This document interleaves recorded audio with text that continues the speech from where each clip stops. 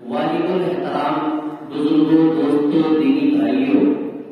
جیسا کہ ہم جانتے ہیں کہ رمضان المبارک کا نہایت ہی متبرک، باعظمت اور باسعادت مہینہ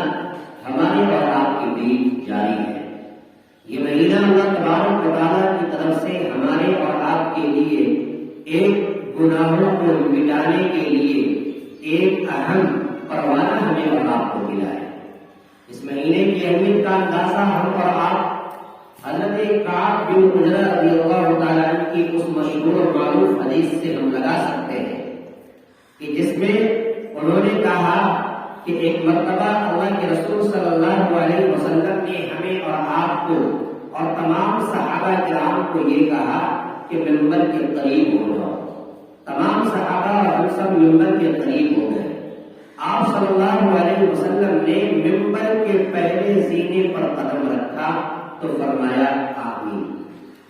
پھر دوسرے زینے پر اور دوسرے سیڑھی پر قدم رکھا تو فرمایا آمین۔ پھر تیسرے زینے پر اور تیسرے سیڑھی پر قدم رکھا تو فرمایا آمین۔ جب آپ صلی اللہ علیہ وسلم خطبے سے فارغ ہو گئے تو صحابہ کرام کی مقدس جماعت نے آپ صلی اللہ علیہ وسلم کے پاس آ کر کہا کہ یا رسول اللہ، آج ہم نے آپ کو خلاف قیاس ایک ایسا کام کرتے ہوئے دیکھا جو کبھی ہم نے نہیں دیکھا ہے۔ یعنی آپ نے ممبر کے پہلے سیڑھی پر قدم رکھا تو فرمایا آمین، دوسرے پر رکھا تو فرمایا آمین، تیسرے کے اوپر رکھا تو فرمایا آمین۔ تو آپ صلی اللہ علیہ وسلم نے نہایت بہت ہی پرسکون لہجے میں جواب دیا اور کہا کہ تمہیں معلوم نہیں ہے کہ اس وقت میرے پاس جبریل امین علیہ السلام تشریف لائے تھے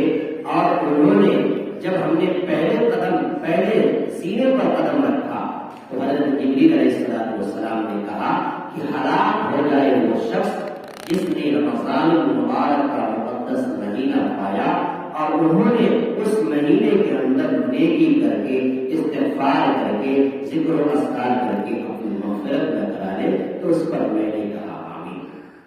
پھر دوسرے زینے پر قدم رکھا تو اللہ کے رسول صلی اللہ علیہ وسلم نے فرمایا کہ ہلاک ہو جائے وہ شخص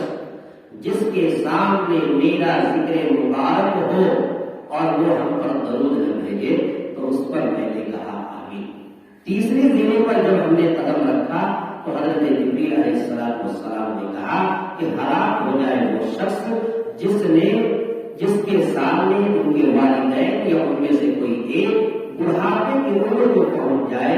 اور وہ ان کی خدمت کر کے اپنے آپ کو جنت کا مستحق نہ بنا لے تو میں نے کہا آمین۔ اس لمبی چوڑی حدیث میں اللہ کے رسول صلی اللہ علیہ وسلم نے 3 بد دعائیں دی ہیں۔ اولاً تو حضرت جبریل علیہ السلام جیسے مقرب فرشتے کی بد دعا ہی کیا کم تھی، لیکن آپ صلی اللہ علیہ وسلم کی آمین نے اتنی سخت بنا دی کہ آپ ہمارے اور آپ کی ہلاکت میں کیا ترجیح ہو سکتا ہے۔ دوستو سامعین کرام،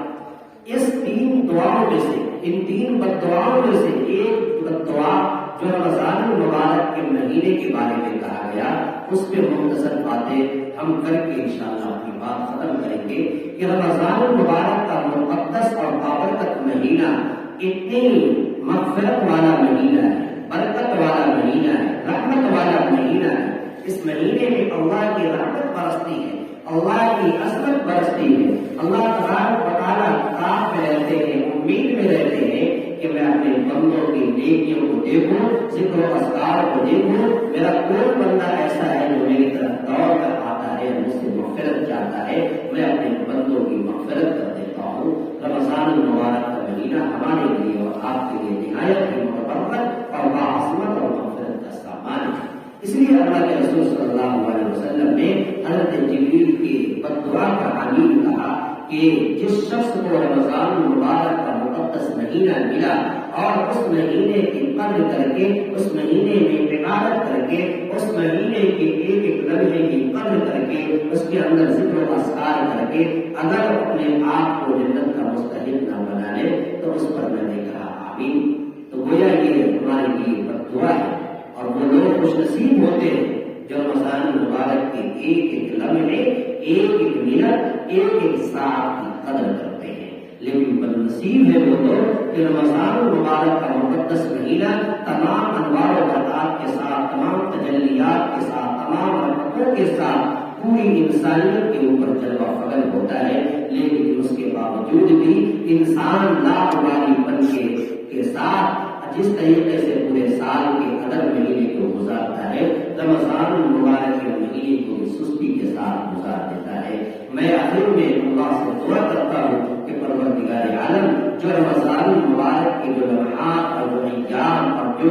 چند ایام باقی رہ گئے ہیں، اللہ تبارک و تعالیٰ اپنے فضل سے، اپنے کرم سے ہم سب کو اس مقدس مہینے کی ایک ایک لمحے کی قدر کرنے کی توفیق عطا فرمائے اور اس کے اندر خوب استغفار کرنے کی توفیق عطا فرمائے. اللہ تبارک و تعالیٰ ہم سب کو رمضان المبارک کے تمام انوار و برکات کے ساتھ زندگی گزارنے کی توفیق عطا فرمائے.